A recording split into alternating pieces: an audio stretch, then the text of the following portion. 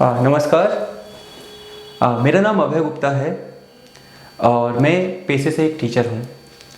आज मैं फिर आपके सामने एक इम्पोर्टेंट टॉपिक पर चर्चा करने के लिए आया हूँ और वो टॉपिक है मशहूर बिलियनर्स, इसके अलावा टेस्ला व स्पेस एक्स कंपनी के मालिक एलन मस्क से संबंधित। हाल में ही एलन मस्क ने एक थ्योरी इंट्रोड्यूस की है और इस थ्योरी का नाम है अल्फा मैन थ्योरी। सबसे पहले हम ये जानने की कोशिश करेंगे कि अल्फा मैन थ्योरी है क्या और ये चर्चा में क्यों है और आखिर एलन मस्क ने क्या बोला। तो देखिए, एलन मस्क ने अपने ट्विटर हैंडल यानी कि वर्तमान में जो एक्स बन गया है उस पर एक थ्योरी इंट्रोड्यूस की। उस थ्योरी में ये कहा कि वोट देने का अधिकार सिर्फ अल्फा मैन को ही होना चाहिए। अब ये अल्फा मैन क्या होता है? तो सिंपल सा अगर मैं बात करूं, अल्फा मैन का मतलब ह्यूमन में जो सबसे सुपीरियर होता है, यानी कि मानव में जो सबसे सुपीरियर बताया जाता है, सबसे ऊपर होता है, उसी को यहाँ पर उन्होंने अल्फा मैन का नाम दिया है।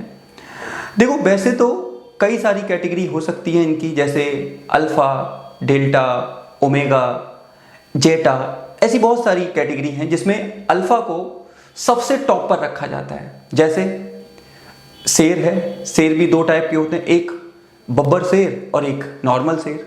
तो बब्बर कहने को तो है तो शेर ही, लेकिन वो बब्बर शेर बोला जा रहा है।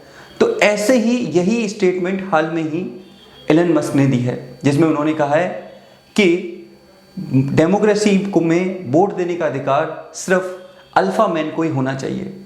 अल्फा मैन ना सिर्फ अच्छे से डिसीजन ले पाता है, जबकि वो अच्छे से अपने रिप्रेजेंटेटिव को इलेक्ट कर पाता है। इसीलिए अल्फा मैन को ही वोट देने का अधिकार होना चाहिए।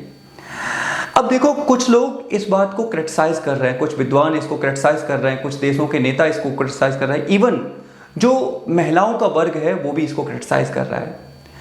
कुछ महिलाओं के वर्ग ने, यानी कि नारीवादी आंदोलन से संबंध रखने वाले लोगों ने कहा है कि ये तो कहीं ना कहीं उसी थ्योरी की तरह हो गई जो फ्रेंच सोसाइटी में 17th और 18th सेंचुरी के टाइम पर प्रचलित थी, जहाँ 17th एंड 18th सेंचुरी के टाइम पर फ्रेंच सोसाइटी में लोगों को दो पार्ट में डिवाइड किया गया था।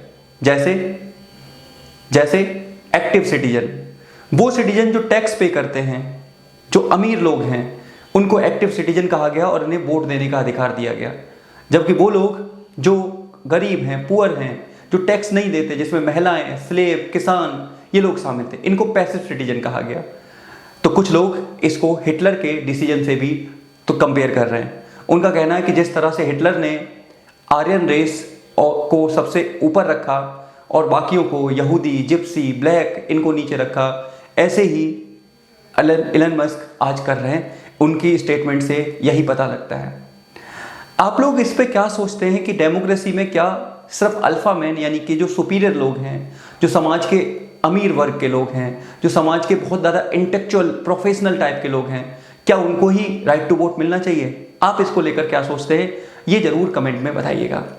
एक और बात, क्या डेमोक्रेसी सच में, डेमोक्रेसी में जो गरीब लोग हैं वो डिसीजन अच्छे से नहीं ले पाते? क्या डेमोक्रेसी आजकल भीड़क्रेसी बनती जा रही है? तो इसको भी आप लोग थोड़ा सा एनालाइज करिएगा और बताइएगा। मैंने यहाँ पर आपके साथ डिस्कस किया हाल में ही एलन मस्क के द्वारा दी गई अल्फा मैन की थ्योरी। आप बताइएगा आप इसको लेकर क्या सोचते हैं।